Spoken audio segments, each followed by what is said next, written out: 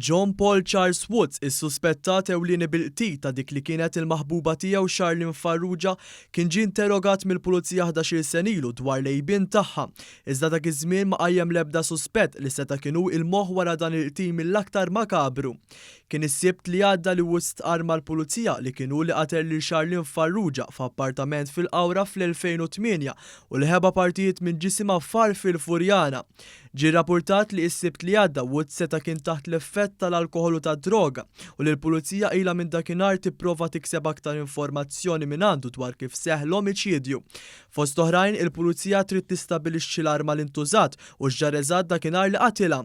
Madankollu jidher li Woods qed iżomm ħalqu midbuq.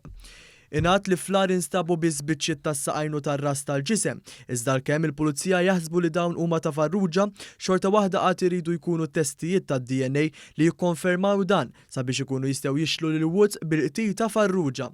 Bħalissa Woods qed jiskonta sentenza ta' 7 snin ħabs wara instab ħati ta' attentat ta' hold-up u li kiser żewġ kundizzjonijiet ta' probation. It-tfajla li kienet tgħix il-Qawra kienet taħdem bħala carer fid-dar tal-Providenza u ġiet irrappurtata nieqsa fis-7 ta' Novembru ta' 11-il sen ilu.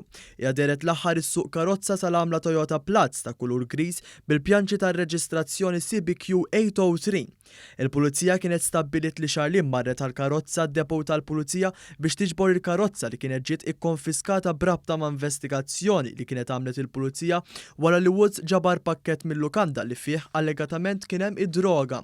Minn hawnhekk Charlene kellha tiltaqa' ma' żewġ tieħbieb il-Furjana, iżda jidher li din il-laqgħa baqgħet qatt ma saret u ħadd aktar ma sema baħbara.